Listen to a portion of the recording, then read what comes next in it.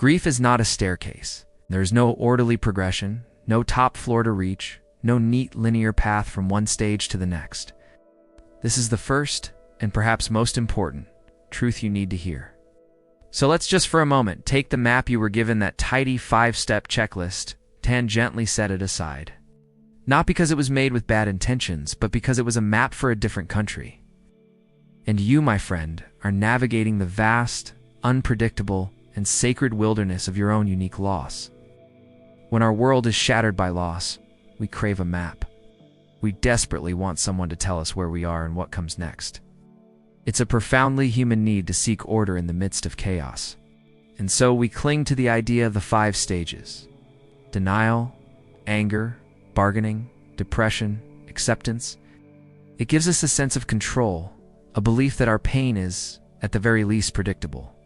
But this framework, born from Dr. Elizabeth Kübler-Ross's compassionate work with people who were facing their own death, was never intended to be a rigid prescription for the bereaved. It was a description of what some people feel, not a prescription for what you should feel. And that is where the harm begins. We start to judge our own hearts. Why am I still so angry? I should be in the depression stage by now. I felt okay yesterday, but today, I'm in denial again. I'm going backwards. I've never bargained. Am I grieving wrong? You are not grieving wrong. You could never grieve wrong. Your grief is as unique as your fingerprint, as singular as the love you lost. So let's try a new metaphor. Grief is not a staircase you climb. It is an ocean you have been dropped into. At first you are drowning in a tsunami. The waves of pain are 100 feet tall. They crash over you without mercy. Without pause, you can't breathe. You can't see the sky. All you know is the violent, churning water. But over time, and I promise you, over time, the storm begins to calm. The 100-foot waves become 50-foot waves, then 20, then 10. The waves will always come. There will be days when the sea is calm and the sun is on your face, and there will be days, even years from now, when a rogue wave triggered by a song, a scent, a memory will rise up and knock you off your feet. But you will learn to swim. You will build a raft. You will learn the rhythm of your own ocean. The goal is not to get out of the water. The goal is to learn how to live in it. The stages, then, are not steps. They are simply the different kinds of weather you will experience on this ocean. They are the currents and the waves. And they can all happen in the same day, in the same hour, in the same breath. Let's explore them not as a checklist, but as the sacred landscapes of your heart. The first terrain is often one of profound shock and disbelief. This is what has been called denial, but that word is too simple, too dismissive. It's not that you are denying the facts. You know, on an intellectual level, what has happened? But your body, your soul, your nervous system, they cannot yet absorb the full force of the truth. It would be like touching the sun. The pain is too absolute, so your psyche, in its infinite wisdom, wraps you in a thick, protective fog. The world feels unreal, like you're watching a movie of someone else's life. You may feel numb, emotionally flat, going through the motions of the day on autopilot. This is not a sign of weakness or a lack of love.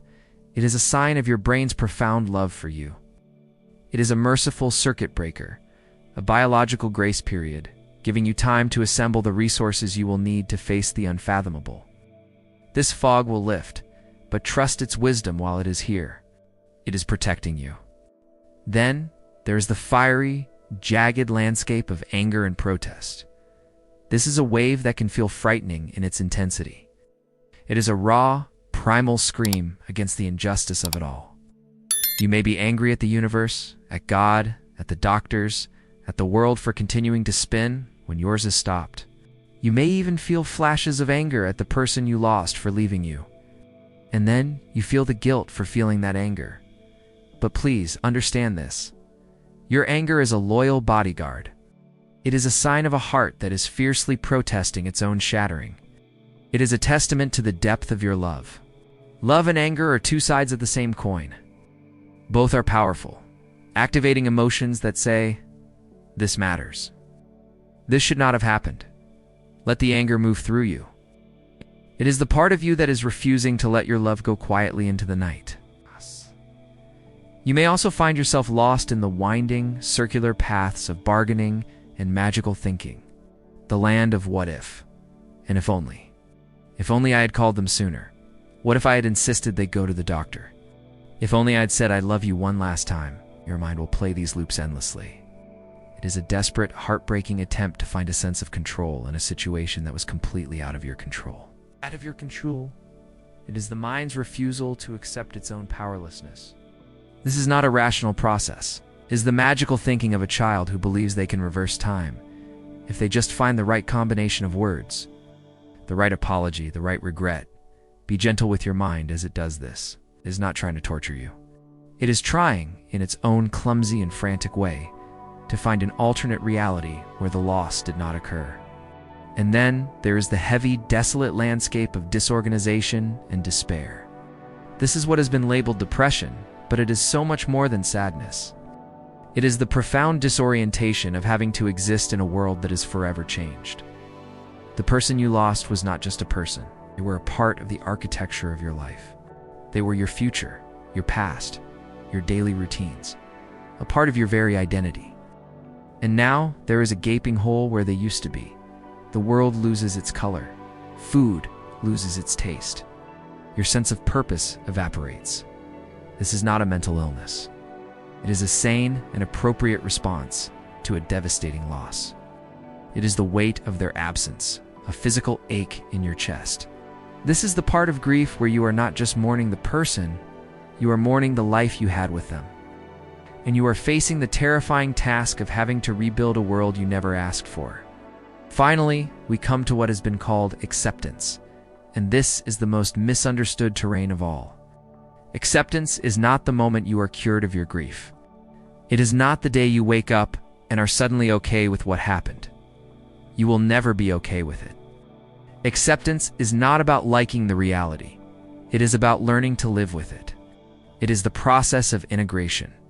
It is the slow, quiet, and often imperceptible shift from being carried by your grief to learning how to carry it. It's the day you can laugh and not feel a pang of guilt. It says the moment you can recall a memory and feel a sweet ache of love instead of the sharp stab of pain. Acceptance is when the grief is no longer the entire ocean, but a current that runs within it. It is a part of your inner landscape now. The love you had for them has not vanished. It has been transformed into a new shape you can carry. And in time, you may find one more landscape, the one David Kessler added as a sixth stage: finding meaning. It's not about finding a reason for the loss. There is no reason for some losses. It is about creating meaning in response to the loss. It's how you choose to honor their memory, how you choose to live your life differently because they were in it. It's the new compassion you have for others, the new perspective you have on what truly matters. It's the way their love continues to echo through your own actions in the world. Your grief is a sacred pilgrimage, not a problem to be solved.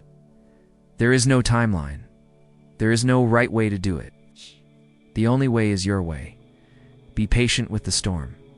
Be kind to the swimmer. The waves of grief are a testament to the ocean of love you carry.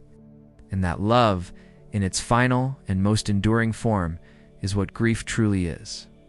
If you are walking this path, we see you. If you feel moved to honor the name of the one you are carrying in your heart, in the comments below, let us create a space to witness each other's love. If you wish to continue exploring the landscapes of the heart, please subscribe. You are not alone in this water.